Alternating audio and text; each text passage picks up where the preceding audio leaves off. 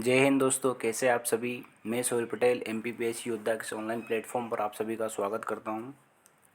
हमने पिछला लेक्चर में बताया था कि हम पढ़ रहे हैं एमपीपीएससी मुख्य परीक्षा और उसके अंतर्गत हम क्या पढ़ रहे हैं, मध्य प्रदेश का भूगोल। तो मध्य प्रदेश का भूगोल कहाँ पे था, जो पेपर फर्स्ट है एमपीपीएससी मेंस का, जो पेपर फर्स्ट है उसके दो पार्ट है, पार्ट ए और पार्ट बी। पार्ट ए में क्या है, हिस्ट्री, जिसके अंदर भारत का इतिहास और मध्य प्रदेश का इतिहास है। इसी प्रकार से पार्ट बी में हमें दिया रखा है भारत का भूगोल और मध्य प्रदेश का भूगोल। तो पार्ट बी में कितनी यूनिट है, 5 यूनिट। जो इसकी 5वीं यूनिट है उसके अंदर हमें क्या दे रखा था, मध्य प्रदेश का भूगोल, जो हम पिछले लेक्चर में चर्चा कर चुके। पूरे सिलेबस का हमने एनालिसिस करा था, हमें क्या पढ़ना है, कैसे पढ़ना है, क्यों पढ़ना है। तो उस सिलेबस का जो सबसे पहला टॉपिक था वो था मध्य प्रदेश की प्रमुख भू आकृतिक विभाग। तो उसी को सबसे पहले हमने लिया है। तो आइए शुरू करते हैं आज का अपना लेक्चर। तो देखो, मध्य प्रदेश का जो भू आकृतिक विभाग है, इसको मध्य प्रदेश की जलवायु, चट्टान, मिट्टी आदि के आधार पर 3 भागों में बांटा गया है। जैसा कि आप देख पा रहे हो कि मध्य प्रदेश का जो भौतिक विभाजन करा है, कितने भागों में बांटा गया है मध्य प्रदेश को, भौतिक दृष्टि से 3 भागों में बांटा। एक चीज़ आपको और याद रखना है, जैसे कहीं कहीं लिखा है जैसे भौतिक विभाजन, कभी हो सकता है आपसे ये बोल दे भौगोलिक विभाजन, कभी हो सकता है आपसे ये बोल दे कि भौतिक विभाग, भौतिक प्रदेश। ये सारी बातें एक ही है। कभी कभी आपसे ये बोल देगा प्राकृतिक संरचना, तो प्राकृतिक संरचना भी यही है। प्रदेश बोले, विभाग बोले, विभाजन बोले, भौगोलिक बोले, भौतिक बोले, प्राकृतिक बोले, कुछ भी बोले, वो सबका मतलब एक ही होता है। बस आपको एक चीज़ याद रखना है, भूगर्भिक संरचना। भूगर्भिक संरचना क्या होती है, जो पृथ्वी के अंदर की जो संरचना है। जैसे हम ऊपर से जो देख रहे हैं वो भौतिक है। पृथ्वी के अंदर मध्य प्रदेश में पृथ्वी के जब अंदर देखेंगे तो उसमें अलग अलग प्रकार की चट्टानें पाई जाती है, तो उसको बोलते हैं भूगर्भिक संरचना। ये हमारे सिलेबस का पार्ट नहीं है, इसलिए कन्फ्यूजन होने की अब कोई भी बात नहीं है। तो आइए, तो मध्य प्रदेश के भौतिक विभाजन को कितने भागों में बांटा गया है, 3 भागों में। एक है मध्य उच्च प्रदेश, फिर है सतपुड़ा मेकाल श्रेणी। देखो, सतपुड़ा मेकाल श्रेणी को भी कहीं कहीं लिखा है सतपुड़ा श्रेणी या सतपुड़ा प्रदेश, ठीक है, कन्फ्यूजन नहीं होना है आपको। फिर लिखा है पूर्वी पठार। तो मध्य प्रदेश के भौतिक विभाजन को कितने भागों में बांटा गया है, 3 भागों में बांटा गया है। फिर ये जो मध्य उच्च प्रदेश है, इसको भी 5 भागों में बांटा गया है। तो देखो, ये नीचे जो मैप दिख रहा है आपको, इस मैप को देखिए, ये मध्य प्रदेश का मैप है। इस मैप में मैं आपको हाईलाइट करूंगा कि कहाँ से कहाँ तक मध्य उच्च प्रदेश है। तो देखो, ये ऊपर से लेके, ये जो मेरा पेन दिख रहा है ना आपको, ये देखते चलना है आपको। ये मध्य प्रदेश की जो बाउंड्री आपको दिख रही है,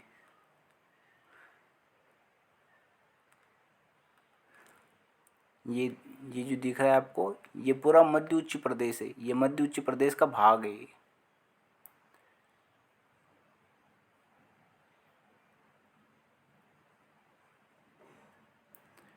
दिख रहा है आपको, ये पूरा मध्य उच्च प्रदेश है। ये पूरा क्या है, मध्य उच्च प्रदेश, ये पूरा देख रहे हो। तो इससे हमें एक चीज़ क्या पता चली कि मध्य प्रदेश का सबसे बड़ा भौगोलिक विभाजन क्या है, मध्य उच्च प्रदेश। अब ये जो मध्य उच्च प्रदेश है, इसको भी 5 भागों में बांटा गया है। कितने भागों में बांटा गया है, देखो मैं यहाँ पे नंबर डाल देता हूँ, पहला नंबर, दूसरा नंबर, चूँकि यहाँ पे स्पेस नहीं है इसलिए मैं यहाँ पे लिख नहीं पा रहा हूँ, तीसरा, चौथा और पाँचवा। कितने भागों में बांट रखा है, 5वां। तो इस मध्य उच्च प्रदेश में भी आपको सबसे पहले पढ़ना है मालवा का पठार। देखो, ये मालवा का पठार यहाँ पे लिखा हुआ है, दिख रहा है आपको मालवा का पठार। मैं यहाँ पे हाईलाइट कर देता हूँ, ये रहा मालवा का,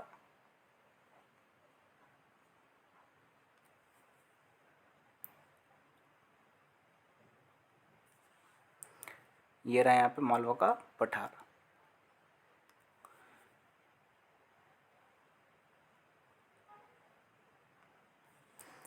दिख गया आपको मालवा का पठार कहाँ पे, ये मालवा का पठार है।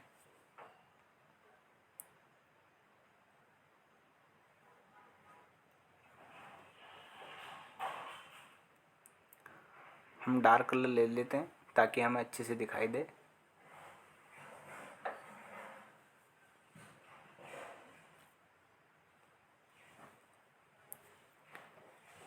कहाँ पे मालवा का पठार, ये रहा मालवा का पठार, दिख रहा है आपको। तो ये जो संरचना दिख रही है यहाँ से आपको, ये मालवा का पठार है। अब देखो, मैं ऊपर वाले को तो हटा देता हूँ, थोड़ा सा आपको ध्यान रहे,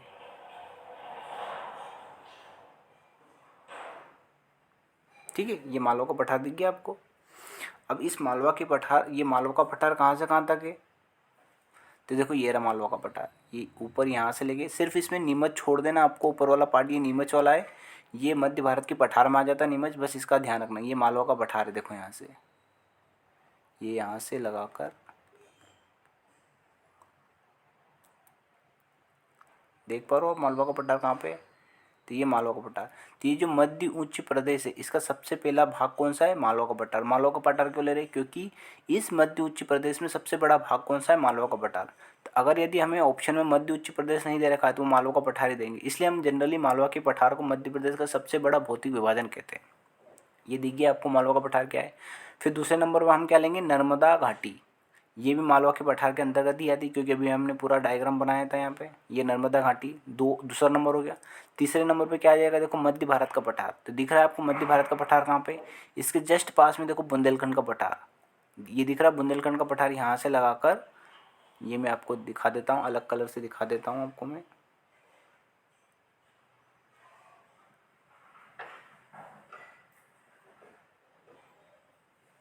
ये अलग कलर से दिखा देता हूँ मैं।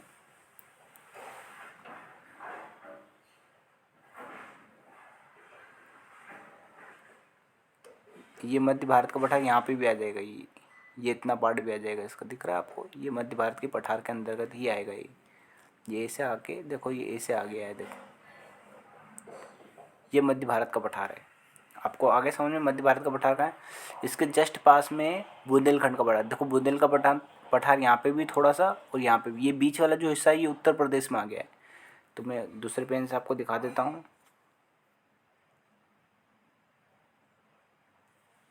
ये रहा बुंदेलखंड का पठार। तो बुंदेलखंड का पठार कहाँ से कहाँ तक है? ये रहा बुंदेलखंड का पठार, ये इस टाइप से। ये बीच वाला जो पार्ट है खाली स्पेस दिख रहा है, ये उत्तर प्रदेश में है। पूरा ये बुंदेलखंड क्षेत्र ही है, किंतु मध्य प्रदेश में ये नहीं, ये उत्तर प्रदेश में, इसलिए इस तरह से बन गया। अगर मान लो ये पूरा पार्ट मध्य प्रदेश में होता तो पूरा बुंदेलखंड का पठार आ जाता। फिर इसके जस्ट पास में देखो रीवा पन्ना का पठार। तो देखो रीवा पन्ना के पठार को मैं दूसरे पेन से दिखा देता हूँ आपको।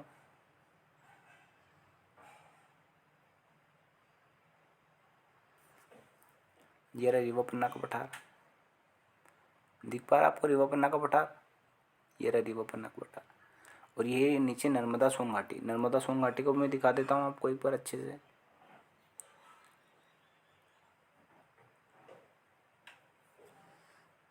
ये नीचे रही नर्मदा सोन घाटी। अभी बाद में हम जब नर्मदा सोन घाटी के बारे में पढ़ेंगे तो मैं आपको और अच्छे से क्लियर कर दूंगा कि नर्मदा सोन घाटी से संबंधित क्या क्या है। पूरा सारे जितने भी टॉपिक हैं हम सब डिटेल में पढ़ेंगे, क्योंकि हमने पढ़ा है कि सारे टॉपिक हमारे सिलेबस में शामिल है। तो ये 5 पार्ट हो गए। देखो पहला मालवा का पठार, फिर नर्मदा सोन घाटी, फिर मध्य भारत का पठार, बुंदेलखंड का पठार और रीवा पन्ना का पठार। आ गई बात समझ में आपको? फिर दूसरा जो सतपुड़ा श्रेणी है। अब देखो सतपुड़ा श्रेणी में भी, ये मैं आपको यहाँ से मिटा रहा हूँ, सतपुड़ा श्रेणी है, इसको मैं पूरा रफ कर रहा हूँ। अब जैसे सतपुड़ा श्रेणी है, तो देखो सतपुड़ा श्रेणी को हम क्या बोलते हैं? सतपुड़ा श्रेणी को हम सिर्फ सतपुड़ा श्रेणी भी बोल सकते हैं, सतपुड़ा मेकाल श्रेणी भी बोलते हैं और सतपुड़ा प्रदेश भी बोलते हैं। अब सतपुड़ा श्रेणी को भी हमने 3 भागों में बांट रखा है। तो देखो मैं आपको यहाँ पे दिखा देता हूँ 3 भाग कौन कौन से, थोड़ा सा अच्छा सा डायग्राम बन जाए।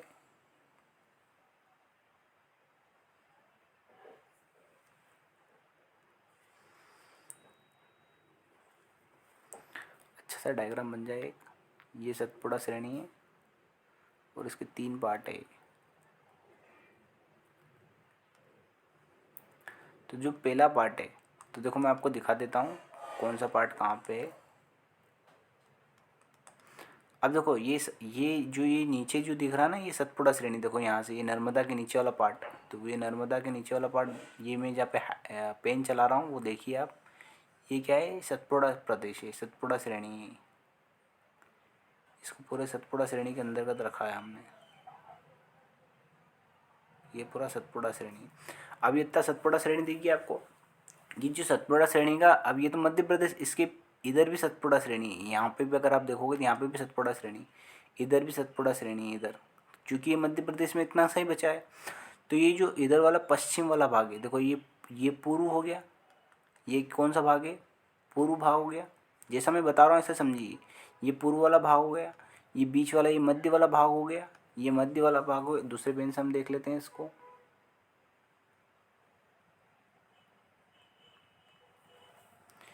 ये जो हो गया ये मध्य वाला भाग हो गया, ये यहाँ से लगा के यहाँ तक,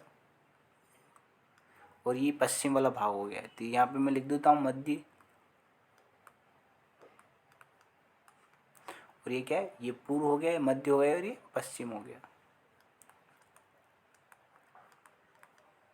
पश्चिम वाला भाग। अब जैसे आप मुझे बताइए, जैसे ऊपर हम क्लासिफिकेशन करेंगे, जब सतपुड़ा श्रेणी को हम अलग से पढ़ेंगे तब मैं आपको पूरा डिटेल बताऊंगा। सिर्फ हम यहाँ पे समझ रहे हैं कि मध्य प्रदेश का जो भौतिक विभाजन है वो कौन कौन सा है, ताकि आपको एक बार और भी मिल जाए। इसके बारे में हम डिटेल से पढ़ेंगे। अब ये जो पश्चिमी भाग है, पश्चिमी भाग देखो कहाँ पे आ रहा है, देखो मध्य प्रदेश के पूर्व पश्चिम में कौन है, गुजरात। तो ये जो पश्चिमी भाग है कहाँ पे आता है, गुजरात और मध्य प्रदेश। तो मध्य प्रदेश के कुछ हिस्से में आता है। इसी पश्चिमी भाग को हम राजपीपला की पहाड़ियाँ भी कहते हैं। कौन सा भाग है, इसको क्या बोलते हैं हम, राजपीपला, पीपल। तो पश्चिमी भाग को क्या, सतपुड़ा के पश्चिमी भाग को क्या कहते हैं, राजपीपला। ये जो मध्य भाग है, इस मध्य भाग को हम बोलते हैं महादेव, महादेव श्रेणी। कौन सी श्रेणी, ये महादेव। और जो पूर्वी भाग है इसी को बोलते हैं हम मैकाल, मैकाल श्रेणी। तो जब हम लिखेंगे सिर्फ सतपुड़ा श्रेणी तो तब मध्य प्रदेश के 3 भाग कर देंगे, रहेगी बात आपको याद। और जब हम सतपुड़ा मैकाल श्रेणी बोलेंगे तो इसको पश्चिम बोल देंगे, इसको पूर्व बोल देंगे, और ये तीसरा भाग क्या आ जाएगा, मैकाल श्रेणी। वैसे तो आपको जनरली ऐसे ही लिखना है, सतपुड़ा श्रेणी। और इस सतपुड़ा श्रेणी के अंदर इसके 3 भाग है, पश्चिमी भाग, मध्य भाग और पूर्वी भाग। पश्चिमी भाग, मध्य भाग और पूर्वी भाग। पश्चिमी भाग को हम क्या बोलते हैं, राजपीपला की पहाड़ियाँ। मध्य भाग को क्या कहते हैं, महादेव श्रेणी। और पूर्वी भाग को क्या बोलते हैं, मैकाल श्रेणी। रहेगी अब आपको बात याद। मैं इसको रफ कर देता हूँ।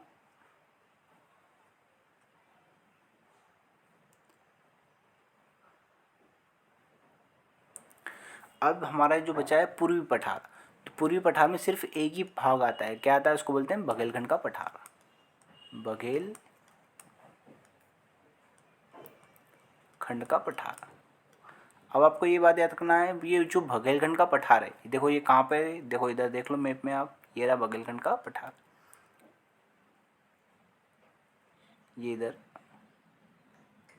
ये रहा बघेलखंड का पठार।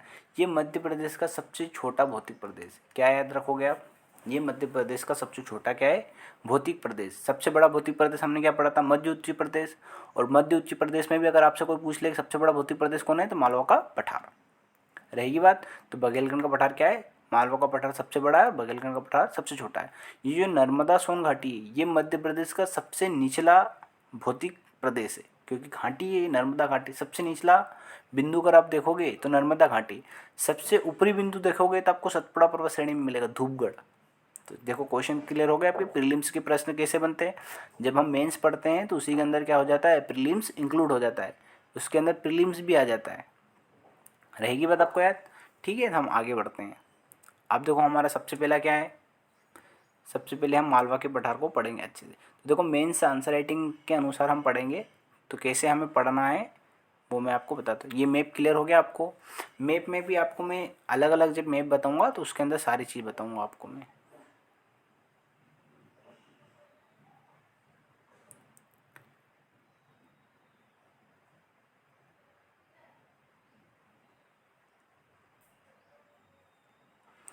अब देखो हम मालवा का पठार पढ़ा है, तो एक चीज़ आपको जरूर याद करना, सबसे पहले आपको मैप देखना। देखो मैप दिख रहा है आपको यहाँ पे, ये मैप, तो ये मालवा के पठार का मैप है। ये जो लिखा है, ये जो दिखा रखा है डार्क कलर में, ये क्या है, मालवा का पठार। ठीक है, अब आपसे प्रश्न ये पूछेगा कि मालवा के पठार की भौगोलिक विशेषताएं लिखिए, सचित्र वर्णन कीजिए। भौगोलिक विशेषता, क्योंकि भौगोलिक विभाजन कर रहे थे हम, भौगोलिक विशेषताएं पढ़ेंगे मालवा का पठार की।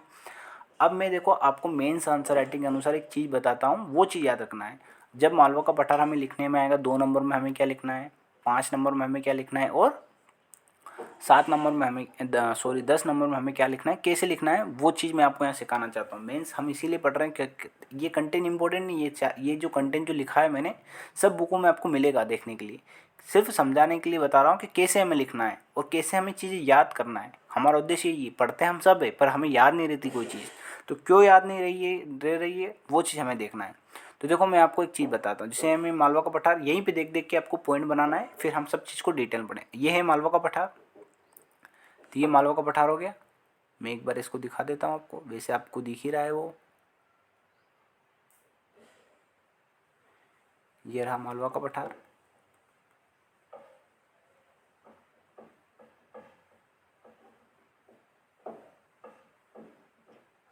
ये रहा मालवा का पठार।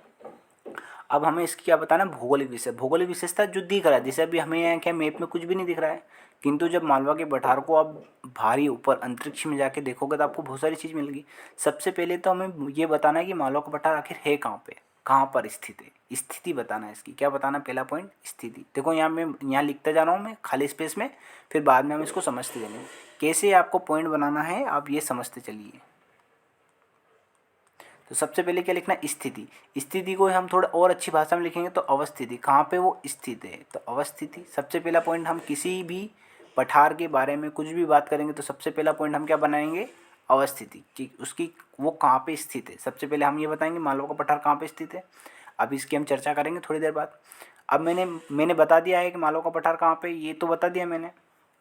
अब और मैं क्या देख के और क्या बता सकता हूँ मालवा के पठार को, एक तो ये बता दिया मैंने मालवा का पठार क्या है। फिर इसका अभी आपने अगर भूगोल पढ़ा होगा तो इसका हम विस्तार बताएंगे कि ये कहाँ से कहाँ तक, जैसे नीचे कहाँ से ये, तो एक ऐसी लाइन खींच देंगे हम। ऊपर कहाँ से है तो एक ऐसी लाइन खींच देंगे हम। इधर पश्चिम में कहाँ से तो इधर से एक लाइन खींच देंगे हम। पूर्व में कहाँ से तो एक लाइन इधर से। अक्षांशी स्थिति बताना है इसकी कि ये कहाँ पे है, ताकि हम पता कर पाएँ। जैसे पृथ्वी तो गोल है, अगर कोई भी कहेगा तो मैं तो बीच में खड़ा हूँ ये बोल सकता हूँ मैं तो, क्योंकि पृथ्वी पूरी क्या है, गोल। किंतु हमें पॉइंट पोजीशन बताना उसकी कि वो कहाँ पे एक्चुअल, तो इसको बोलते हैं हम अक्षांशी विस्तार, कि कितने अक्षांशों के बीच में है वो। रहेगी बात आपको याद, अक्षांशी विस्तार। ये पॉइंट आपको याद रखना है। और बहुत सारे बच्चे क्या होते हैं, ये पॉइंट मिस कर देते हैं। इनको पॉइंट, एक तो पॉइंट क्रम से भी नहीं लिखते, हो सकता है कोई बच्चा अक्षांश विस्तार पहले लिख देगा, अवस्थिति बाद में लिख देगा, जलवायु पहले लिख देगा, वर्षा बाद में लिख देगा, वर्षा पहले लिख देगा, जलवायु बाद में। ऐसा नहीं करना, हमें क्रम से करना है। जैसे मैं बता रहा हूँ इसी अनुसार हमें पॉइंट को क्या करना है, अरेंज करना है। देखो कितना आसान है पॉइंट बनाना। सबसे पहले हमने बता दिया है कि मालवा का पठार है कहाँ पे, मध्य प्रदेश में। वो कहाँ पे है, देखो मध्य प्रदेश के कौन से भाग में, देखो पश्चिमी भाग में। फिर इसके अक्षांशी विस्तार भी बता देंगे हम, अक्षांश के अनुसार भी बता देंगे कितने कितने अक्षांश के बीच में।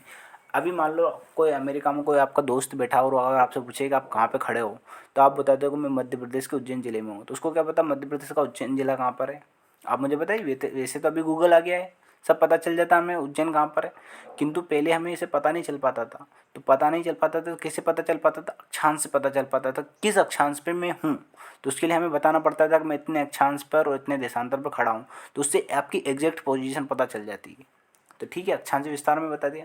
फिर और क्या बता सकता हूँ मैं, देखो और बताइए मुझे क्या बता सकता हूँ। अब देखो मैंने बता दिया कि मालवा का पठार कहाँ पर है, इसका अक्षांशी विस्तार बता दिया कि कितने अक्षांश और कितने देशांतर के बीच में।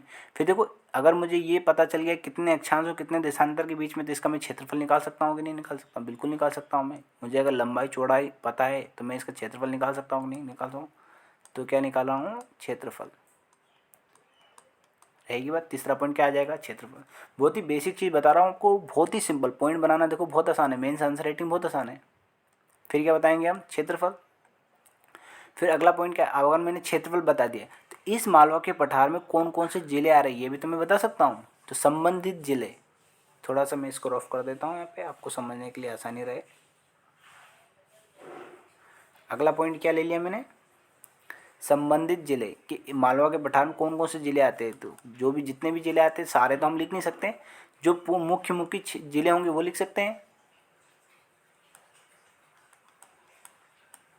कि मालवा के पठार में कौन कौन से जिले आते हैं।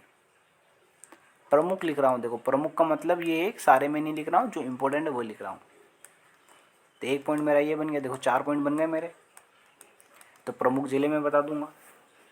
फिर मैं क्या बताऊँ, देखो ये सब चीज़ देख देख के मैं बता रहा हूँ, मैं आपको ये नहीं बोल रहा हूँ कि आप रटिए। बहुत सारे टीचर क्या होते हैं, बता देते हैं आपको कि मालवा का पठार की स्थिति यहाँ पर है, अक्षांश विस्तार यहाँ पर है। ठीक है, तो 2 मिनट आप वेट करिए। ठीक है दोस्तों, अब देखो 5वां पॉइंट क्या है हमारे पास, संबंधित जिले बता दिए मैंने कि कौन कौन से जिले यहाँ पे संबंधित हैं। ये बेसिक चीज़ हो गई हमारे पास। ये चीज़ तो हम आँख मीच के भी लिख सकते हैं मेंस परीक्षा में। जब हमसे बड़ा प्रश्न पूछेगा वो 10 मार्क्स में 2 पेज में हमें जब लिखना होगा, तो ये पॉइंट तो देखो हम ऐसे ही लिख सकते हैं कि नहीं लिख सकते। देखो 4 पॉइंट कितना आसान है इनको देख देख के लिखना। फिर जैसे इसको लिखना है निर्माण, ये किस चीज़ से बना है। देखो ये थोड़ा इंपॉर्टेंट पॉइंट आ गया। आप तो देखो मैंने इंपॉर्टेंट पॉइंट बोला है, तो इससे समझ जाना आपकी कहाँ पे लिखना है। अगर मान लो छोटा प्रश्न आया है तो ये पॉइंट जरूर लिखना है, क्योंकि हर बच्चा ये पॉइंट नहीं लिखेगा। क्योंकि निर्माण बताएंगे इसका, क्या बताएंगे हम, निर्माण, कि ये जो मालवा का पठार है इसका निर्माण कैसे हुआ।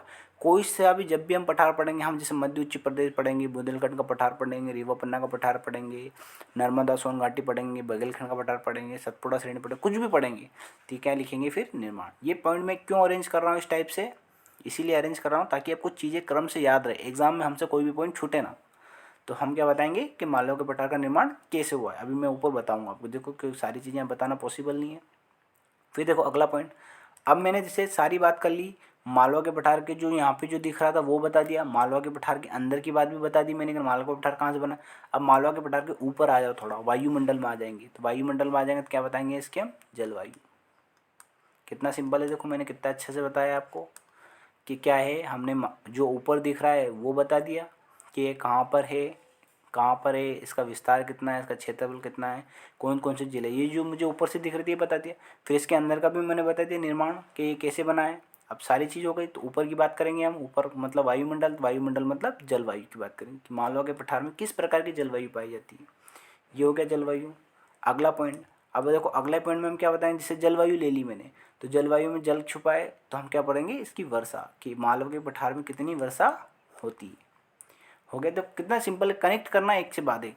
अब मैंने वर्षा बता दी, ये 7वां पॉइंट हो गया। देखो 8वां पॉइंट अब क्या लेंगे हम, अब देखो मैंने वर्षा बता दी। अब वर्षा तो ऊपर से वर्षा गिरेगी तो नीचे धरती पे आएगी, तो मतलब क्या होएगी, नदियाँ। तो औसत वर्षा लिखेंगी, औसत कितनी होती है, हो सकता है किसी साल ज़्यादा हो सकता है किसी साल कम हो सकती है, परंतु हम 10-20 साल की वर्षा निकाल लेंगे और पता कर लेंगे मालवा के पठार में औसत कितनी होती है, कितने के बीच में होती है। सबसे कम भी ले लेंगे, सबसे ज़्यादा ले लेंगे, उसके बीच में बता देंगे कि इसके बीच में वर्षा होती रहती है, रहेगी बात। औसत का मतलब ये होता है। फिर क्या करेंगे हम जैसे वर्षा हुई तो क्या आएगी, प्रमुख नदी। देखो कनेक्ट कर रहे हैं हम पॉइंट को, क्या होते हैं बच्चे क्या करते हैं कि वर्षा को पहले लिख देंगे, जलवायु को बाद में लिखेंगे, कैसा, सही बात है। मैं अगर आपसे आपके बारे में पूछूंगा तो आप क्या बताएंगे, सबसे पहले अपने बारे में बताएंगे, ऐसा ही होगा ना, कि मैं कब कहाँ से पढ़ के आया हूँ। कि ऐसे बताओगे कि मैंने 12th यहाँ से पास करी, फिर बोलोगे मैंने 5th यहाँ से पास करी, ना मैं फिर अब बोलोगे कॉलेज मैंने वहाँ से पास करा, ये क्या अच्छा लगेगा। क्रम से आप बोलोगे कि मैंने 10th यहाँ से पास करी, 12th यहाँ से पास करी, मैंने कॉलेज में ये पढ़ाई करी, अब मैं ये कर रहा हूँ, तो सही रहा ना। देखो क्रम तो समझने में, व्यक्ति को समझने में भी आसान रहा और आपको बताने में भी आसान रहा। तो देखो वर्षा के बाद क्या पढ़ेंगे हम, प्रमुख नदियाँ। ये सारी चीज़ लिखी मैं, ये आंसर राइटिंग की इसलिए बता रहा हूँ कि ये चीज़ें आपको क्या करना है, बार बार इस चीज़ की प्रैक्टिस करना है। बस इसके अंदर डाटा ही तो डालना है आपको। जैसे मालवा के अभी हमने मध्य प्रदेश का भौतिक विभाजन पढ़ा था, कितने कितने पार्ट पढ़ेंगे उसके, हम 7 पार्ट पढ़ेंगे भाई। 5 पार्ट तो यही हो गए मध्य उच्च प्रदेश के, एक सतपुड़ा श्रेणी हो गया, एक बघेलखंड का पठार हो गया, तो 5 और 2 7 पार्ट हो गए हमारे पास। इस 7 पार्ट को इसी क्रम में जमाएंगे हम। तो ये देखो ये 10-15 पॉइंट याद करना कितना आसान हो गया, और ऐसे पॉइंट में ही लिखेंगे हम। एमपीपीएससी में एक चीज़ याद रखना है, जब भी हम आंसर लिखेंगे तो इसी प्रकार से एक तो बुलेट पॉइंट में लिखेंगे और एक इस प्रकार की सब हेडिंग बना के लिखेंगे। सब हेडिंग बना के अगर आप बड़े प्रश्न लिखोगे तो आपको बहुत अच्छे नंबर मिले, हो सकता है 10 में से आपको 7 नंबर मिले, ये हाईएस्ट नंबर होते हैं। अब देखो मैंने प्रमुख नदियाँ बता दी, वर्षा बता दिया, तो फिर क्या आ जाएगी, मिट्टी। अरे आएगी कि नहीं आएगी, तो ये 9वां पॉइंट में यहाँ पे लिख देता हूँ। थोड़ा सा मैं इसको, अब स्क्रीनशॉट ले लीजिए इसका, ले लिया आपने स्क्रीनशॉट। थोड़ा सा मैं यहाँ पे मिटा के यहाँ पे और पॉइंट बता देता हूँ इसके।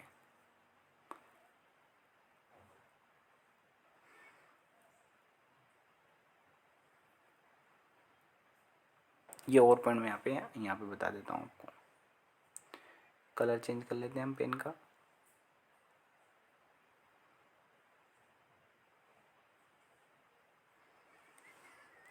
आठ पॉइंट हो गए। अब जैसे 9वां पॉइंट हम यहाँ ले लेते हैं। अब प्रमुख नदी आ गई, तो नदियों के बाद आप बताइए क्या ले लिया मैंने। देखो मालवा के पठार में मिट्टियाँ, कि प्रमुख मिट्टी कौन सी पाई जाती है, मिट्टी या मिट्टियाँ, हो सकता है एक से ज़्यादा मिट्टियाँ पाई जाती हो। 9वां पॉइंट हो गया। फिर अगला पॉइंट क्या होगा, अगला पॉइंट क्या होगा, मिट्टियाँ मैंने बता दी। अब देखो मालवा के बटारा में हम वन बताएंगे कि प्रमुख वन कौन से पाए जाते हैं या वनस्पति कौन सी पाई जाती है, रहेगी बात आपको याद। मिट्टियाँ मैंने पढ़ा है तो मैं लिख सकता हूँ कि मालवा के बटार में कौन कौन सी फसलें होती है, तो प्रमुख फसलें, प्रमुख फसलें ये बता दिया। अब जैसे प्रमुख फसलें बता दिया मैंने, तो मालवा के बटार में एक और चीज़ बता सकती है कि कौन कौन से खनिज पाए जाते हैं, तो प्रमुख खनिज ये भी तो पाए जाएंगे, प्रमुख खनिज। अब देखो मैंने प्रमुख खनिज बता दिए, तो इनके आधार पर जो वन हुआ, मेरी फसलें हुई, मेरे खनिज हुए, इनके आधार पर उद्योग भी तो है, तो मैं उद्योग बता सकता हूँ। तो देखो जब आप उद्योग लिखोगे तो देखो मैंने आपको एक कितना अच्छा एक कॉन्सेप्ट दिया मैंने आपको। हम जब उद्योग लिखते हैं तो हो सकता है एक मालवा के बटार में जो उद्योग है हम वो लिख सकते हैं, पर इस उद्योगों में मैं क्लासीफाई कर सकता हूँ नहीं यहाँ पे कि कृषि आधारित उद्योग, वन आधारित उद्योग और खनिज आधारित उद्योग। मालवा के बटार में मान लो कृषि आधारित उद्योग क्या हो सकता है, जैसे सोयाबीन आधारित उद्योग हो सकते हैं, हो सकता है कि नहीं हो सकता है, क्योंकि मालवा के बटार में सोयाबीन ज़्यादा होता है। गेहूँ आधारित उद्योग हो सकता है, कृषि से आधारित ही चीनी मिल हो सकती है, यहाँ पे मालवा के बटार में चीनी मिल भी बहुत सारी है। फिर जैसे वन आधारित उद्योग, अब मालवा के पठार में वन तो है ही नहीं बहुत ज़्यादा, किंतु फिर भी उद्योग तो की दृष्टि से मालवा का पठार बहुत ज़्यादा उन्नत है, तो यहाँ पे क्या है, बांस बांस का बांस बांस बांस प्रसंस्करण का उद्योग लगा रखा है मालवा के पठार में। फिर फिर जैसे हम खनिज आधारित उद्योग पढ़ेंगे, तो खनिज आधारित उद्योग में क्या पढ़ेंगे, रॉक फॉस्फेट उद्योग, उर्वरक उद्योग, ये सारे मालवा के पठार में आ जाएंगे। और उद्योग भी आ जाएंगे, जैसे कि इंदौर में क्या है, इलेक्ट्रॉनिक्स उद्योग, आईटी सेक्टर इंदौर में बहुत ज़्यादा डेवलप है। पीतमपुर की बात कर देंगे हम, आर्य बसन। तो देखो उद्योग को हम ऐसे भी क्लासीफाई कर सकते हैं, तो देखो कितने अच्छे पॉइंट। अगर बड़ा पॉइंट मुझे और बनाना मालूम, मेरे पास डाटा कंटेंट कम पड़ रहा है, तो मैं इस प्रकार से क्लासीफाई करके भी बता सकता हूँ उसको, तो और अच्छा लिखने में आ गया। अब मैंने प्रमुख उद्योग बता दिए। देखो अगला पॉइंट क्या है, तो कुछ ऐसे स्थान होंगे मालवा के बटार में जहाँ पे हम घूमने जाते हैं, जिसको हम बोलते हैं पर्यटन केंद्र या दर्शनी केंद्र, दर्शन करने वाले केंद्र, तो दर्शनी केंद्र बोले या हम क्या बोलेंगे, प्रमुख। मैं इसको नीचे लिख देता हूँ, यहाँ पे लिख नहीं पा रहा हूँ, ठीक है नीचे लिख देता हूँ मैं, 14 नंबर का पॉइंट नीचे लिख देता हूँ मैं।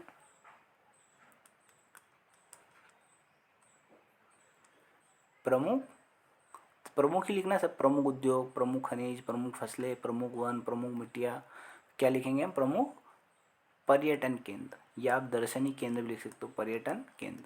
अब देखो जो प्रमुख में मैंने पर्यटन केंद्र बताए, अब इन पर्यटन केंद्र को भी हम क्लासीफाई कर सकते हैं। कैसे क्लासीफाई कर सकते हैं, जो पर्यटन केंद्र होगा, हो सकता है कोई पर्यटन केंद्र ऐतिहासिक दृष्टि से इम्पोर्टेंट हो, ऐतिहासिक, इतिहास की दृष्टि से इम्पोर्टेंट, जैसे मालवा के पठार में आता है मांडू का किला, धार के अंदर आता है मांडू, तो मांडू किससे संबंधित है, ऐतिहासिक से संबंधित है, क्योंकि मध्यकाल में जो सल्तनत काल रहा है उसके अंदर कई राजाओं ने यहाँ इन्होंने अपनी क्या करना था, मांडू को अपनी राजधानी बनाए थे, और मांडू में कई निर्माण कार्य करवाए गए हैं, तो ये ऐतिहासिक है। धार्मिक भी हो सकता है, धर्म से संबंधित मालवा के पठार में कुछ स्थान धार्मिक हो सकता है। धार्मिक कैसे, जैसे महाकालेश्वर मंदिर उज्जैन, हो सकता है कि संदीपनी आश्रम उज्जैन, ये सब क्या है, धार्मिक स्थल है ना। फिर क्या लिख सकते हैं हम, एक लिख सकते हैं प्राकृतिक, जो प्रकृति ने हमें दे रखा है, एक क्या लिख सकते हैं, प्राकृतिक। इस प्रकार से भी हम क्लासीफाई कर सकते हैं उसको, प्राकृतिक। अब प्राकृतिक में कैसे आ जाएगा, जैसे कोई झरना है, नदी है, कोई घाट है, जैसे कि हम जैसे ये जैसे मालवा के बटार में पड़ता है पाताल पानी, जैसे चंबल नदी पे बना हुआ है पाताल पानी, तो पाताल पानी क्या है, एक प्राकृतिक पर्यटन स्थल है। टिंचा फाल ये इंदौर में है। और आप प्राकृतिक स्थल में बोलोगे तो जैसे राम घाट है, वैसे धार्मिक भी हो गया, ऐतिहासिक भी हो गया, और क्या हो गया ये प्राकृतिक, तीनों कैटेगरी में मिश्रित मिश्रित मिश्रित प्रकृति की भी हो सकते हैं। तो इस प्रकार से भी हम क्लासीफाई कर सकते हैं कि नहीं कर सकते हैं। तो बड़ा जब प्रश्न हम लिखेंगे 10 नंबर का 2 पेज में, तो इस प्रकार से बुलेट पॉइंट लिखना है, एक पॉइंट, एक लाइन या 2 लाइन, इससे ज़्यादा नहीं होना चाहिए। ऐसा नहीं होना चाहिए एक पॉइंट को हमने 5-6 लाइन में लिखा, नहीं। एमपीपीएससी में अगर आपको ज़्यादा से ज़्यादा नंबर चाहिए तो आपको डायमेंशन चाहिए, जैसे मैंने आपको इतनी डायमेंशन बता दी। और एक और पॉइंट आ जाएगा यहाँ पे विशेष, या हम लिखेंगे अन्य, विशेष लिख देंगे ज़्यादा अच्छा है। अब देखो आपको कम से कम 15 पॉइंट लिखना है, जब भी आपको बड़ा प्रश्न लिखना है तो कोशिश करना है 15 पॉइंट के करीब। अब आप खुद बताइए मुझे, मान लो अगर आपने इस टाइप के पॉइंट आपको अगर पता नहीं होते, तो मालवा के बटार में हो सकता था मैं 2-3 चीज़ें लिखता और पूरा दोनों पेज मेरे भर जाते हैं 10 नंबर के प्रश्न में। तो जब एग्जामिनर जब मेरी कॉपी चेक करेगा तो वो देखेगा अच्छा आपने स्थिति बताई है, ठीक है, आपने अक्षांशीय विस्तार बताया, आपने क्षेत्रफल बताया, प्रमुख जिले बताया, निर्माण बताया, और जलवायु बताई। बाकी तो पॉइंट छोड़ ही दिए ना आपने। देखो अगर आपको ये पता नहीं होंगे, अगर ये आपने ये क्लासीफाई नहीं करा दिए, इतना इतना इतने इतने 4-5 पॉइंट में भी आप 2 पेज भर सकते हो। क्योंकि आप कॉलेज में पढ़ के आए हो कि 6-6 7-8 पेज कैसे लिखते हैं हम। जब हमें किसी सब्जेक्ट के बारे में 2 शब्द याद होते हैं तो उसमें 7-8 पेज कैसे लिखते हैं, है ना। विस्तार वर्णन करने की जो जेनेटिकल हमारे अंदर जो गुण आ चुका है, वो गुण हमें यहाँ क्या करना है, कम करना है, घटाना है उसको। कंपटीशन एग्जाम में हमें क्वालिटी लाना है, ना कि क्वांटिटी। हमें यहाँ पे पेज नहीं भरना है, क्या करना है, कंटेंट प्रोवाइड करना है, ताकि दूसरों की तुलना में हमारी कॉपी क्या दिखे, बहुत अच्छी दिखे। देखो ऐसे आप जब पॉइंट लिखोगे और ऐसे पॉइंट के अंदर जब आप लिखोगे कि अवस्थिति क्या है, फिर यहाँ पे लिखो अक्षांश विस्तार, इसके अंदर लिखोगे आप क्या है। कम शब्दों में अपनी बात अच्छे से कह सकते हो आप, और ऐसे पॉइंट भी बनाओगे तो जब एग्जामिनर कॉपी करेगा तो वो आपके अंदर वाला कंटेंट नहीं पड़ेगा कि आपने क्या लिखा, वो ये देखेगा अच्छा आपने अवस्थिति बता दी, आपने अक्षांश विस्तार बता दिया, आपने क्षेत्रफल बता दिया, आपने संबंधित प्रमुख जिले बता दिए, मालों के पठार का निर्माण किस हुआ ये भी बता दिया, आपने जलवायु बता दी, औसत वर्षा बता दी, प्रमुख नदियाँ बता दी, प्रमुख मिट्टी बता दी, प्रमुख वन, प्रमुख फसलें, प्रमुख खनिज उद्योग, पर्यटन केंद्र, ये सारी चीज़ बता दी। तो अब आप मुझे बताइए इसके अलावा क्या बचा है मालवा के पठार में, क्या बताया। और विशेष पॉइंट भी डाल दिया हमने। विशेष पॉइंट में कैसे डाल दिया, जैसे मालवा का बटार मध्य प्रदेश का सबसे बड़ा भौतिक प्रदेश है, एक पॉइंट ये डाल दिया। ये नर्मदा घाटी और चंबल घाटी के बीच जल विभाजक का कार्य करता है, ये भी हमने डाल दिया। मालवा के पठार को हम गेहूं की डलिया कहते हैं, क्योंकि मालवा के पठार में सबसे ज़्यादा गेहूं होता है। ये स्पेशल पॉइंट है। ये MPPSC प्रीलिम्स में जो फैक्ट हमने याद करे हैं वो हम यहाँ पे लिख सकते हैं। जो प्री वाले पॉइंट है, विशेष पॉइंट में क्या लिखेंगे अब, जो बच गया, अगर मान लो हमारे पास स्पेस बच गई तो इसे क्या लिखेंगे हम, जो पॉइंट हमारे जो हमने प्रीलिम्स में याद करे। जैसे मालवा के पठार को क्या बोलते हैं कि गेहूं की डलिया, बास्केट ऑफ व्हीट, मालवा के पठार को हम ये कहते हैं। तो देखो कितनी ऑथेंटिक तरीके से आप चीज़ें बात कर रहे हो, तो उसके पास कितना ऑप्शन बच गया। अब इसके अलावा क्या बचा आप मुझे बताइए लिखने के लिए। और वो भी 2 पेज में आप इतना कंटेंट प्रोवाइड करो, इतनी क्वालिटी प्रोवाइड करो, मैं मानता हूँ कम से कम आपको 10 में से 7 या 8 नंबर देगा वो। क्योंकि हो सकता है कोई बच्चा ऐसा लिखे ही ना, लिख तो सब रहे, मैंने बताया ना 2 पेज तो सब लिखेंगे, किंतु आपने कम शब्दों में अच्छी बात कह दी अपनी। इसी को हम आंसर राइटिंग कहते हैं। तो अभी जितना भी हम मध्य प्रदेश के भूगोल में जितने भी ये टॉपिक पढ़ेंगे, जो 7 टॉपिक अभी हम पढ़ेंगे, मालवा का पठार, बुंदेलखंड, बघेलखंड, सबको इसी क्रम में हमें जमाना है। क्रम याद हो गया आपको, कैसे क्रम याद करना है।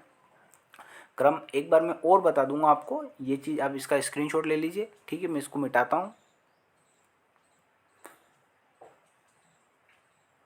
क्रम याद करना, मैं आपको एक क्रम भी याद करा दूंगा इसका, टेंशन ना ले। देखो मैं आपको इसलिए नहीं पढ़ा रहा हूँ कि मुझे कोई आपसे पैसे कमाना है, मैं आपको इसलिए पढ़ा रहा हूँ ताकि आप चीज़ें सीखें। जो चीज़ मैंने सीखी है, मैंने पूरा जीवन लगा के वो चीज़ आप सीखें। फ्री ऑफ कॉस्ट में मैं आपको सब चीज़ प्रोवाइड कर रहा हूँ। बस आपके पास सीखने की लगन होना चाहिए, आपके अंदर लगन होना चाहिए कि नहीं मुझे सीखना है, बस रहेगी बात आपको याद। लगन होना चाहिए आपके अंदर कि मुझे सीखना है। तो सबसे पहले क्या करना है, जैसे ये मालवा को पठार है तो आपको बस कुछ नहीं करना है। जब भी आप मालवा के पठार को, जब भी अब ये सारे पॉइंट जब आप पढ़ लोगे तो आपको कुछ नहीं करना, मन में क्या करना है आपको कि सबसे पहले तो हमें क्या बताना है मालवा के पठार में कि ये कहाँ पर है, मतलब कहाँ पे स्थित है, यही तो बताएंगे ना कि मालवा का पठार है कहाँ पे, ये बताएंगे। फिर दूसरी चीज़ हम क्या बताएंगे कि किन अक्षांशों के बीच में, ताकि एग्जैक्ट पृथ्वी पे इसकी पोजीशन बता देंगे हम। ये तो हमने मालवा का पठार अवस्थिति बताया, मतलब मालवा के मध्य प्रदेश के रिस्पेक्ट में बताया, मध्य प्रदेश के रिस्पेक्ट में कहाँ पे है। जैसे यहाँ ऊपर देखिए आप, यहाँ पे लिखा मैंने स्थिति, स्थिति बोले या अवस्थिति बोले, तो स्थिति कहाँ है। तो ये वाला जो पॉइंट लिखा ना, ये पॉइंट नहीं लिखना है आपको, क्योंकि हमारे पास शब्दों की बहुत कमी है। तो हमें डायरेक्ट लिखना है मध्य प्रदेश के पश्चिमी भाग में, बस में स्थित है, इतना भी ये भी नहीं लिखना है। कम शब्दों में अधिक बात कहना है, रहेगी बात आपको याद। ये तो सिर्फ बताने के लिए मैंने आपको ये बताया है। आपको मैं पूरी PDF प्रोवाइड कर दूंगा, आप इसका स्क्रीनशॉट ले लेना, ठीक है। क्या बताना हमें, स्थिति के कहाँ पे स्थित है। तो कहाँ पे स्थित है, देखो ये मध्य प्रदेश का मैप आपको याद रखना है। और मध्य प्रदेश ये पूर्व हो गया, ये पश्चिम हो गया, ये उत्तर हो गया, ये देखो ये पूर्व है, ये क्या है पूर्व है, ये क्या है पश्चिम है,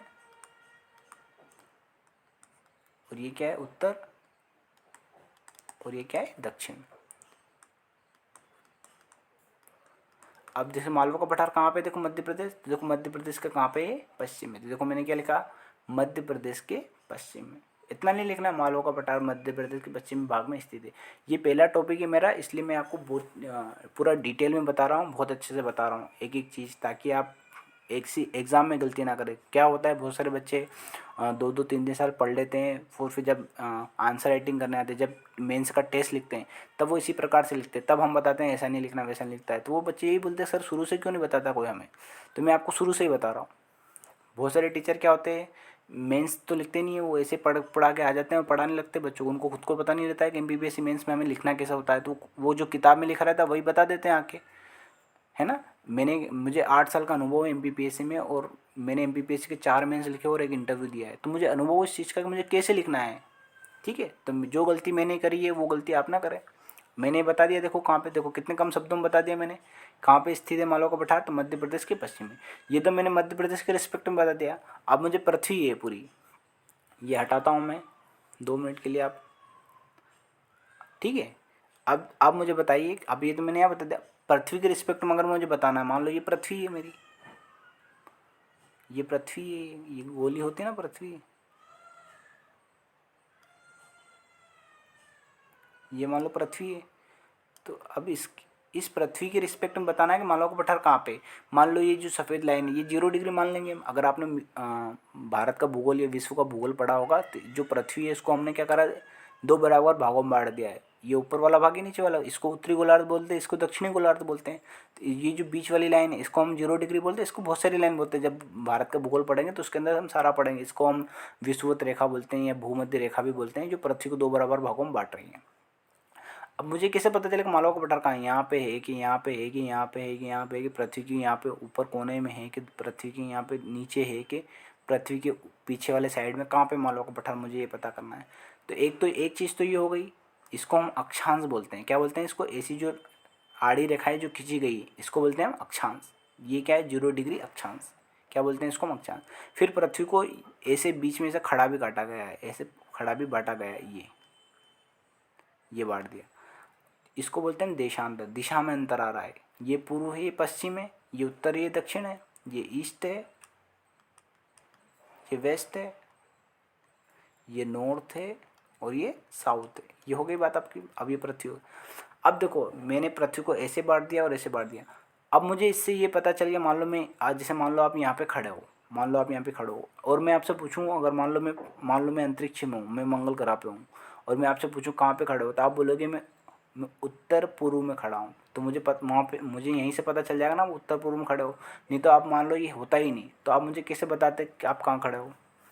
अरे ये आपने ये बता दिया मुझे कि मैं आप पृथ्वी के उत्तर पूर्व में खड़े हो, ये उत्तर हो गया, पूर्व हो गया, नॉर्थ ईस्ट बोलते हैं इसको।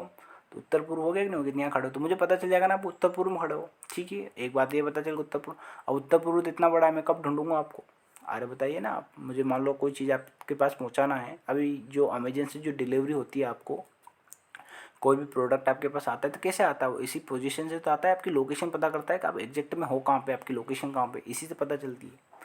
ठीक है, आपने ये बताया उत्तर पूर्व में। अब मुझे ये भी पता नहीं चल पा रहा है फिर भी कि आप कहाँ पर हो एग्जैक्ट पर, क्योंकि यहाँ पे भी हो सकता है, आप यहाँ पे भी हो सकते हैं, यहाँ पे कहीं भी तो हो सकते हैं।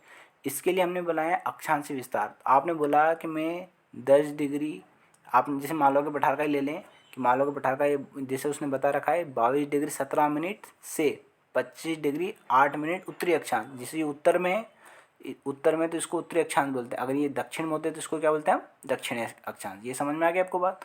तो मालवा का पठार कितने डिग्री पे, 22 डिग्री 17 मिनट से 25 डिग्री 8 मिनट उत्तरी अक्षांश के बीच में। मतलब यहाँ से मालवा का पठार का जो सबसे नीचे वाला बिंदु ये क्या है, 22 डिग्री 17 मिनट। ये मिनट का पॉइंट है, देखो इतने डिग्री इतने मिनट, 1 डिग्री में 60 मिनट होते हैं। और ये जो मिनट है, मिनट को सेकंड में भी करते हैं। अब इतना ज़्यादा डिटेल में जाने की नहीं जरूरत नहीं है, वहाँ पे डबल डंडे आ जाते हैं, ऐसे 2 डंडे, तो इसको मिनट बोलते हैं। तो 1 मिनट में कितना होंगे, 60 सेकेंड।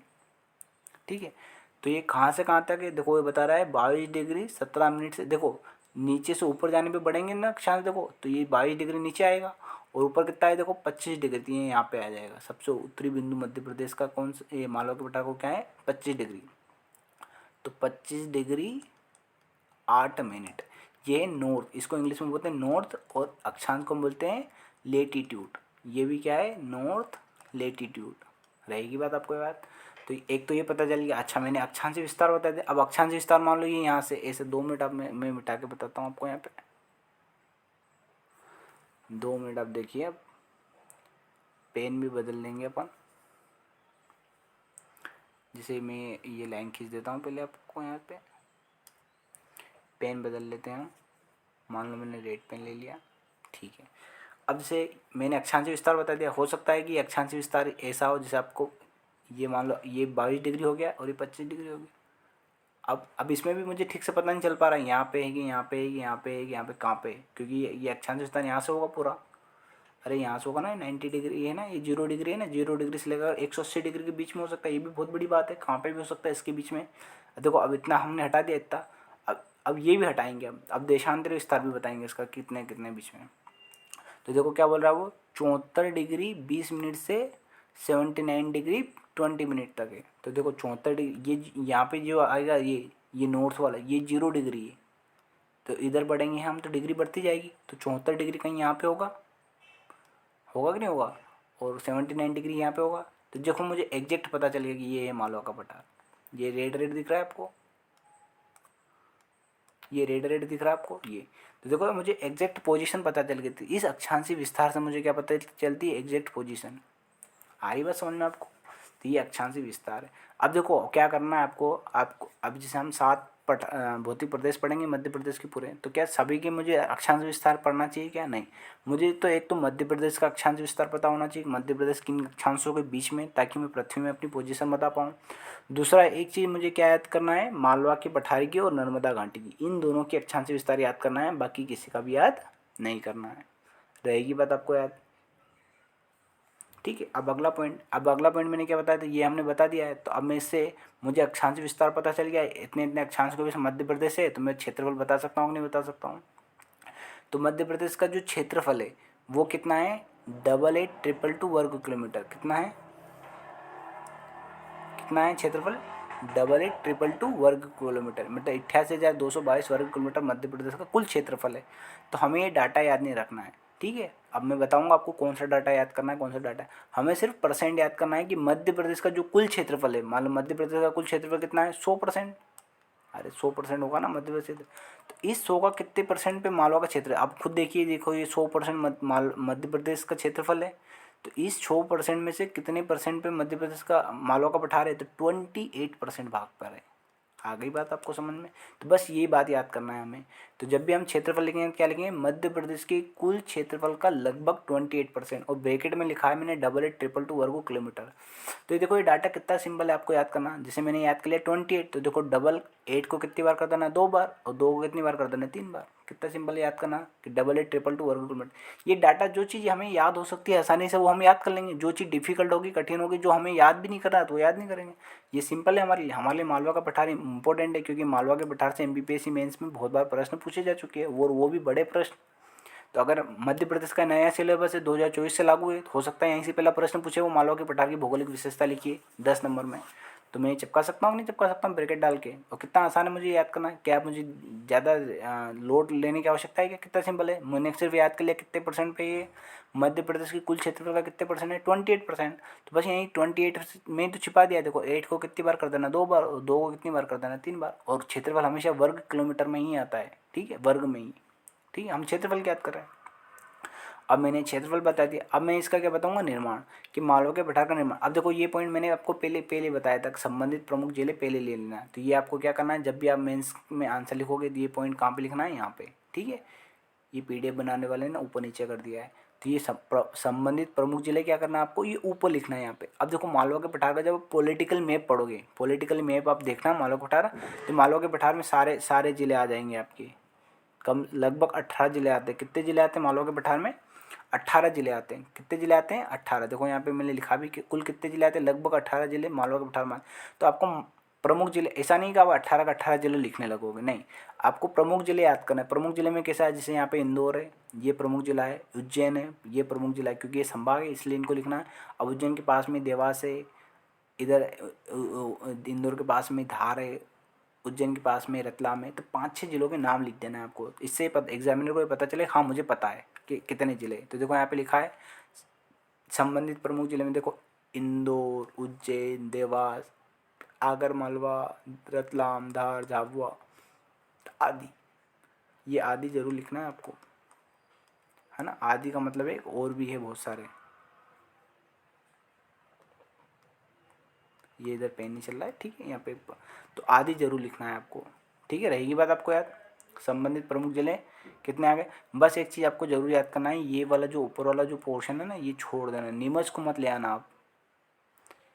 अरे बस नीमच किस में आ जाएगा, मध्य भारत के पठार में आ जाएगा ये नीमच वाला।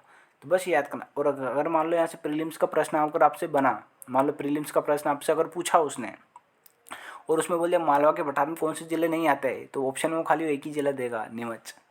ठीक है, आप क्या समझोगे मध्य प्रदेश पश्चिम में सारे जिले आ जाएंगे, नीमच नहीं है, बस इतना से ध्यान रखना है आपको। रहेगी बात आपको बात याद, ठीक है। मैं इसको रफ करता हूँ, अगला पॉइंट हम लेते हैं। पेन चेंज कर लेते हैं हम,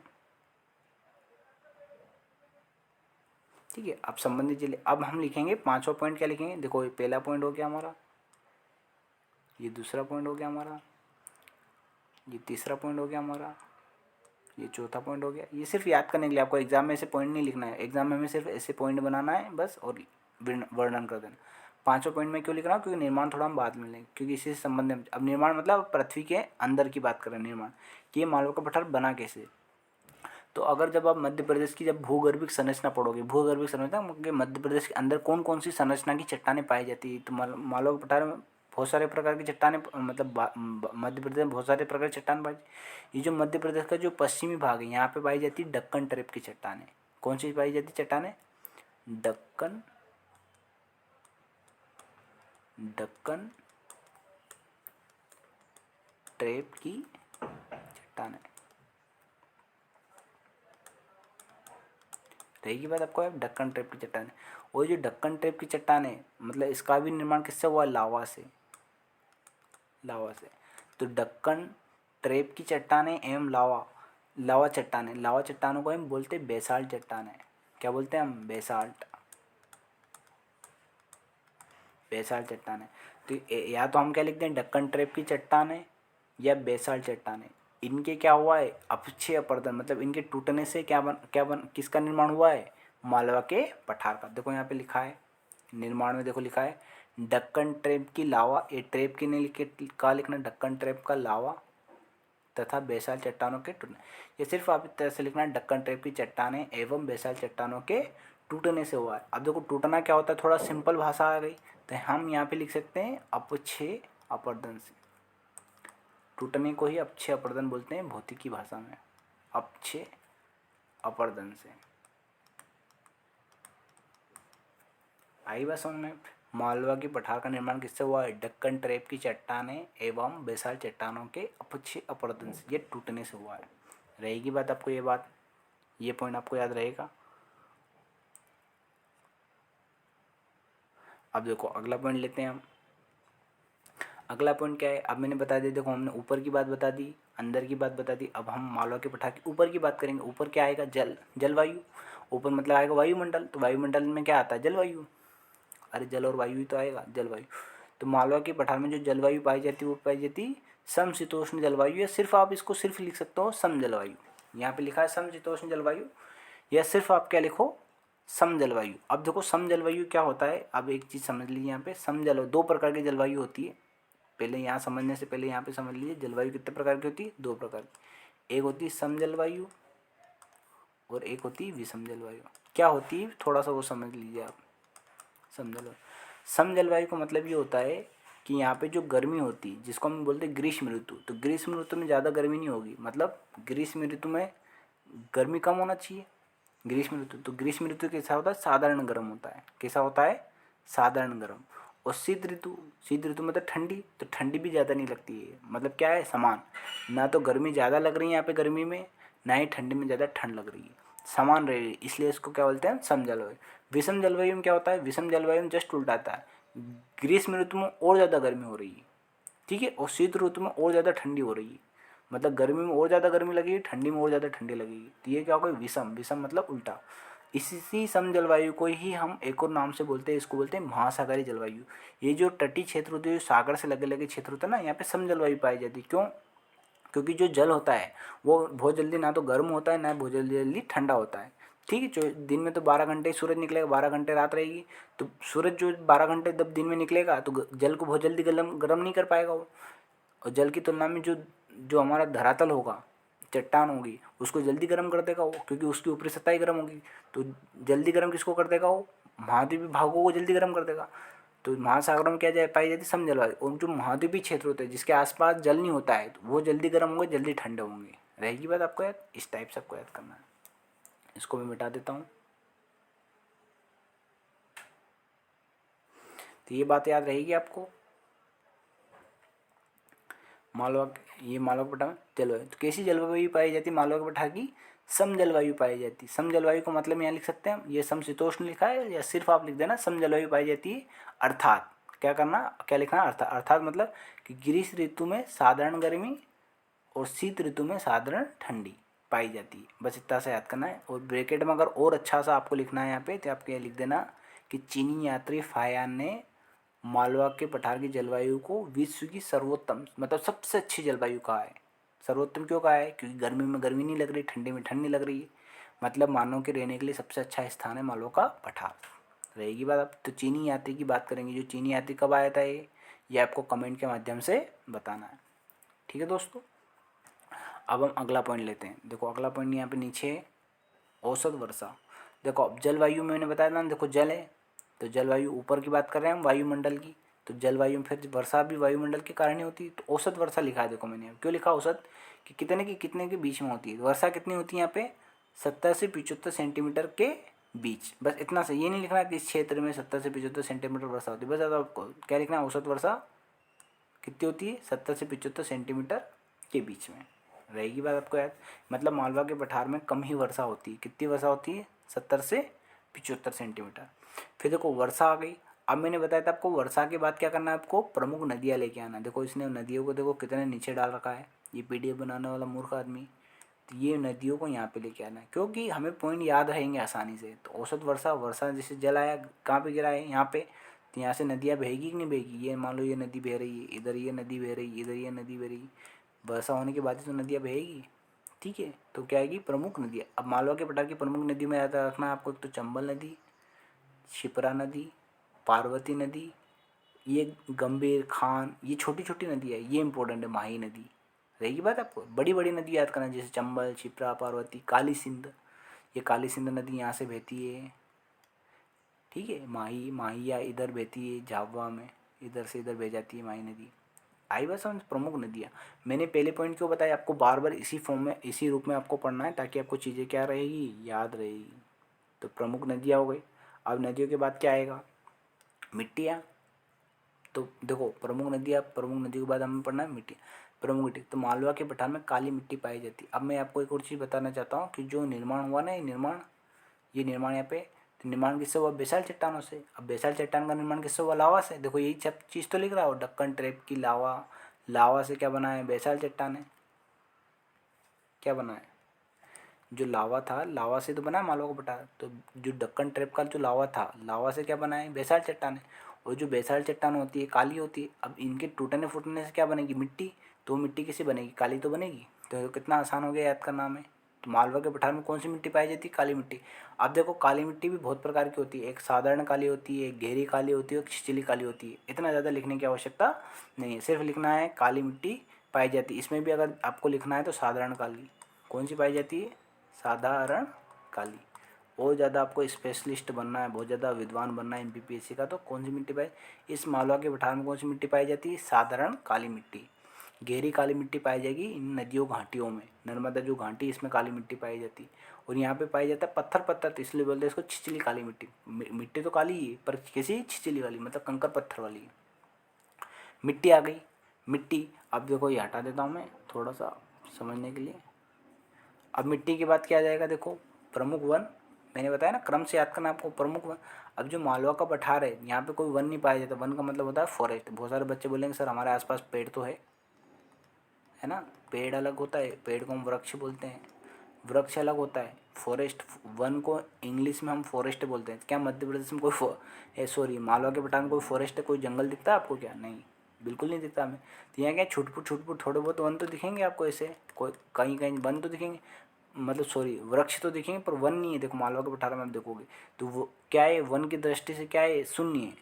तो देखो प्रमुख वन, तो देखो शुष्क पर्णपाती वन। शुष्क पर्णपाती वन का होता है जो कटीले वन होते हैं, कहीं पानी नहीं होता, जैसे बबूल, पलाश, तेंदुपत्ता आदि। शुष्क पर्णपाती वन, और ब्रैकेट में लिखता था कि वन की दृष्टि लगभग शून्य। कैसा है ये? लगभग शून्य। कैसा क्षेत्र है? लगभग शून्य वन की दृष्टि से। ये याद करना है आपको। और वन भी अगर आपको लिखना है तो कौन से वन लिखना है? जो बहुत ही कम होते हैं, जो बहुत ही कम वर्षा में जो वन होते हैं, जैसे कि बबूल का पेड़ हो गया, है ना, पलाश हो गया, तेंदुपत्ता हो गया, ये आदि। फिर देखो, वन के बाद हमें क्या लिखना है? प्रमुख फसलें। तो अगर मैंने पांचवा पॉइंट ये डाला था ना, निर्माण, ये छठा पॉइंट ये हो गया था जलवायु। जलवायु के बाद क्या आ गई थी? वर्षा, ये सातवां पॉइंट हो गया। वर्षा के बाद मैंने बताया था प्रमुख नदी, ये आठवां पॉइंट हो गया। अब नदी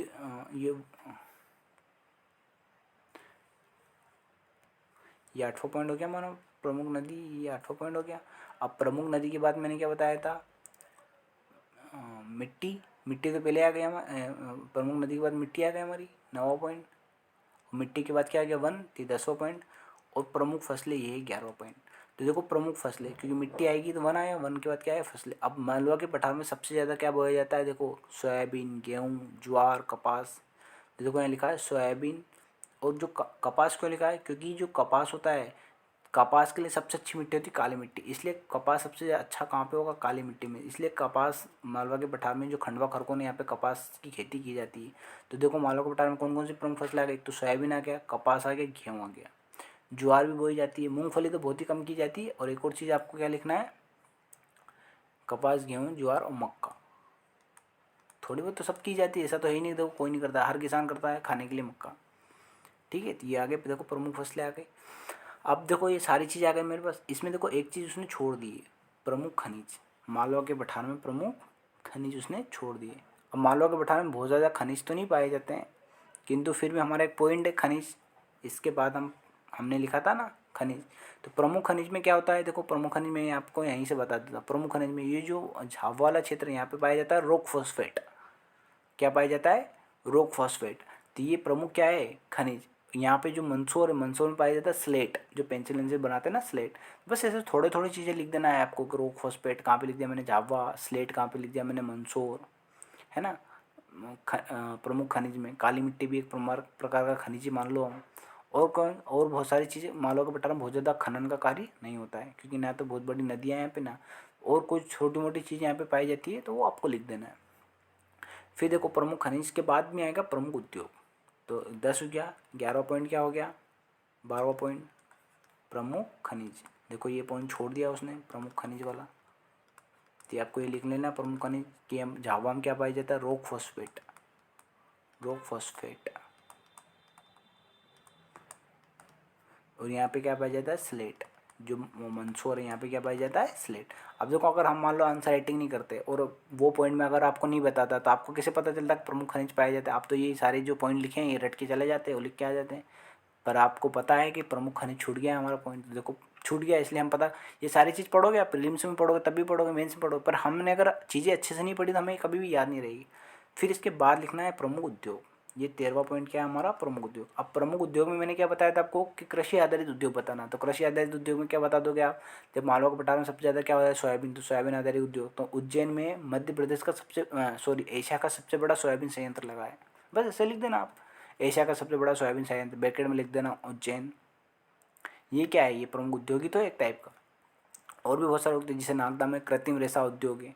कृत्रिम रेशा मतलब धागे वागे बनाने का। तो कृत्रिम रेशा उद्योग कहाँ पे लिख देंगे हम? नागदा में। ये भी एक कृषि आधारित उद्योग ही है ना। फिर वन आधारित उद्योग, अब वन तो है ही नहीं मध्य प्रदेश, ये मालवा के पठार में, तो वन आधारित उद्योग है ही नहीं। खनिज आधारित उद्योग, खनिज भी बहुत ज़्यादा नहीं है। तो जैसे रॉक फॉस्फेट है, ये जो स्लेट है, रॉक फॉस्फेट रॉक फॉस्फेट के आधार पर कौन सा उद्योग लगता है? उर्वरक उद्योग। रॉक फॉस्फेट से क्या बनाते हैं हम? उर्वरक, जो खेती में काम आता है, तो रॉक फॉस्फेट उद्योग लगा दिया। कृषि उपकरण उद्योग लिख सकते हैं, जैसे कृषि उपकरण बनाने के लिए। ऐसे स्पेशल उद्योग तो नहीं है मालवा के पठार में, पर कृषि आधारित उद्योग। मेगा फूड पार्क भी लिख सकते हैं मध्य प्रदेश में। इस प्रकार के उद्योग लिखना है। तो कृषि आधारित उद्योग में और क्या आ जाएगा? चीनी उद्योग आ जाएगा, कपास उद्योग आ जाएंगे। तो देखो प्रमुख उद्योग में क्या लिखा है? देखो, मालवा का पठार उद्योग की दृष्टि से काफ़ी संपन्न है, बिल्कुल सही बात। जैसे कि सूती वस्त्र उद्योग। सूती वस्त्र उद्योग क्यों लिखा है? क्योंकि कपास, सूती वस्त्र के लिए कच्चा माल क्या चाहिए? कपास, और कपास मालवा में हो रहा है, तो देखो सूती वस्त्र उद्योग हो गया। ये कहाँ पे? इंदौर में। कृत्रिम रेशा उद्योग कहाँ है? नागदा में। लेदर कॉम्प्लेक्स है देवास में। और स्टेनलेस स्टील उद्योग कहाँ पे है? ये सागर में। तो ये प्रमुख उद्योग है। ऐसे क्लासीफाई भी कर सकते हो या सिर्फ सिंपल भाषा में ऐसे भी लिख सकते हो आप। ये चौथा 14 पॉइंट। अगला पॉइंट क्या होगा? अब देखो आगे स्लाइड लेते हैं हम।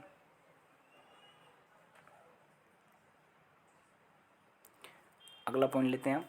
तो अगला पॉइंट क्या आ जाएगा हमारा? प्रमुख पर्यटन केंद्र। अब देखो प्रमुख पर्यटन केंद्र को मैंने बताया था अलग अलग बांट सकता हूँ, ऐतिहासिक, धार्मिक और प्राकृतिक। अब जैसे यहाँ तो जनरली हमने ऐसे लिख दिया प्रमुख पर्यटन केंद्र, जैसे कि महाकालेश्वर मंदिर उज्जैन, बाघ की गुफाएं धार, सांची एवं भीमबेटका रायसेन आदि। तो और भी पॉइंट लिख सकते हो आप, जैसे ये महाकालेश्वर मंदिर, ये किस में आ जाएगा? धार्मिक पॉइंट में आ जाएगा। हम ऐसे कर सकते हैं नहीं? प्रमुख पर्यटन केंद्र को इसको बांट सकते हैं नहीं? धार्मिक। और धार्मिक में हमने क्या लिख दिया? महाकालेश्वर मंदिर, सांदीपनी आश्रम, ये कहाँ पे है? ये यहीं पे तो है। ठीक है। फिर और हर सिद्धि मंदिर, ये भी उज्जैन में ही है। बहुत बहुत सारे उज्जैन में। और धार्मिक स्थल में आप देखो जैसे देवास है। तो देवास में क्या क्या है? जब पुष्पगिरी, ये एक जैन तीर्थ स्थल है। पुष्पगिरी सोनकच्छ में आता है देवास के अंदर। ऐसे बहुत सारे पॉइंट है। मोहनखेड़ा ये धार में है। ये सब जैन तीर्थ स्थल है। फिर आपको क्या करना है? ये धार्मिक लिख दिया। अब हम ऐतिहासिक लिखेंगे तो ये जो मांडू है ये क्या है? ऐतिहासिक, इतिहास की दृष्टि से बहुत ज़्यादा इंपॉर्टेंट है। सांची, ये धार्मिक भी है और ऐतिहासिक भी है क्योंकि सम्राट अशोक से जुड़ा हुआ है सांची। फिर जैसे भीमबेटका, ये क्या है? प्राकृतिक स्थल है। ये पुरातात्विक स्थल भी बोल सकते हैं हम, ऐतिहासिक स्थल भी बोल सकते हैं और प्राकृतिक स्थल भी बोल सकते हैं क्योंकि गुफा भी लेके क्या है? गुफा। तो प्रमुख प्राकृतिक स्थल में। और हम क्या लिख सकते हैं? पाताल पानी, है ना? जो जो पर्यटन स्थल केंद्र होंगे तो पाताल पानी। और भी पर्यटन स्थल जैसे जहाँ से नदियाँ निकलती वो भी पर्यटन केंद्र हो सकते हैं, जैसे कि चंबल नदी का उद्गम स्थल क्या? जाना पाओ पहाड़ियाँ, धजारी की पहाड़ियाँ, है ना? काकरा बर्डी, ये सब क्या पर्यटन स्थल है जो देखने लायक है। तो इस टाइप से हम क्या लिख सकते हैं? प्रमुख पर्यटन। अब देखो एक अगला पॉइंट मैंने डाल, ये 14वां पॉइंट हो गया मेरा। देखो फिर अगला पॉइंट है, देखो विशेष। विशेष तथ्य में जो यहाँ पे मैंने लिखा, देखो विशेष तथ्य में क्या लिखा है? यह मध्य प्रदेश सबसे बड़ा क्या है? प्राकृतिक क्षेत्र। सीधी सी बात है कि नहीं? इसे गेहूं की डलिया भी कहा जाता है। ये हमारे लिए इंपॉर्टेंट है। ये हो सकता है प्रीलिम्स में आपसे पूछे, इसे गेहूं की बास्केट ऑफ बीड भी कहते हैं। कर्क रेखा मालवा के पठार के मध्य। देखो एक और पॉइंट मिल गया। अगर हो सकता है प्रीलिम्स हमसे ये पूछ ले कर्क रेखा कहाँ से गुजरती, तो जो विशेष है इसमें क्या लिखना है आपको? प्रीलिम्स वाले पॉइंट। प्रीलिम्स वाले पॉइंट। मैं थोड़ा इसको रफ करता हूँ फिर लिख के बताता हूँ आपको। ठीक है। क्या करना है आपको? ये जो पेन चेंज कर लेते हैं। क्या करना है? ये जो विशेष पॉइंट लिखे ना यहाँ पे, क्या लिखना है हमने? प्रीलिम्स वाले पॉइंट लिखना है। प्रीलिम्स वाले फैक्ट लिखना है। ठीक है दोस्तों। अब प्रीलिम्स वाले फैक्ट कौन से? देखो एक तो ये प्रीलिम्स वाला फोर्ट किया, ये सबसे बड़ा क्या है? मध्य प्रदेश का प्राकृतिक क्षेत्र है, पहला पॉइंट का। दूसरा क्या है? इसे गेहूं की डलिया भी कहा जाता है। तीसरा क्या होगा? कर्क रेखा मालवा के पठार के मध्य से गुजरती है। एक नई चीज आ गई, कर्क रेखा हमारे पास। फिर क्या है? देखो देखो मालवा के पठार की जलवायु को चीनी यात्री फाया ने विश्व की श्रेष्ठ जलवायु कहा है। ये भी बहुत अच्छी बात है। फिर मालवा के पठार की प्रमुख चोटियाँ, देखो शिकार चोटी। मालवा के पठार की सबसे ऊंची चोटी है शिकार चोटी। देखो एक स्पेशल पॉइंट है कि नहीं है हमारे लिए? हो सकता है 3 नंबर में हमसे यही पूछ ले, वो सॉरी 2 नंबर में हमसे यही पूछ ले कि मालवा के पठार की सबसे ऊंची चोटी कौन सी है? तो शिकार चोटी है। इसकी ऊंचाई भी याद करना 881 मीटर। कुछ कुछ याद करना प्रमुख। अन्य चोटियाँ क्या है? जाना पाओ की पहाड़ियाँ, धजारी, काकरा बर्डी आदि। ये क्या है? प्रमुख ऊंची चोटियाँ। हो सकता है आपसे ये पूछ लें मालवा के पठार की 3 चोटियों के नाम लिखिए 2 नंबर में।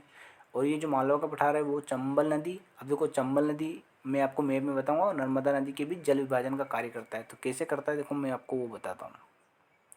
ये हो गया आपकी बात, ये इंपॉर्टेंट पॉइंट हो गया हमारे लिए। अब देखो मैं आपको बताता हूँ कैसे करता है ये।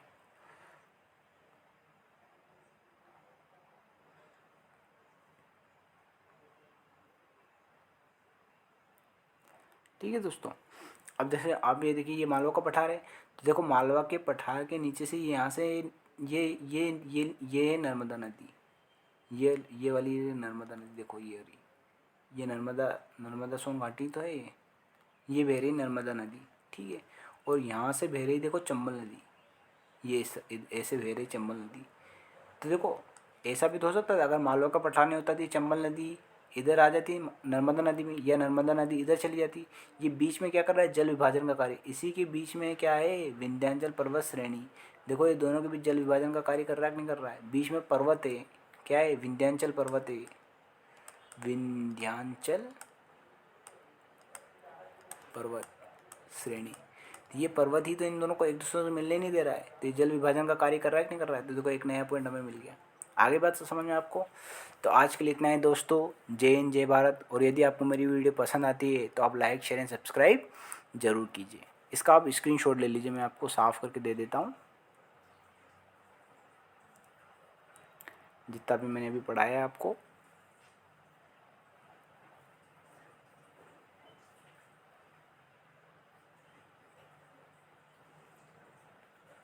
ठीक है दोस्तों, अब इसका स्क्रीनशॉट ले लीजिए आप पोस्ट करके।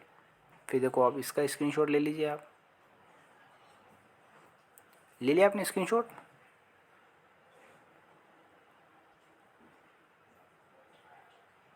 इसका स्क्रीनशॉट ले लीजिए। ठीक है दोस्तों, आज के लिए इतना ही। मिलते हैं फिर अगले लेक्चर में।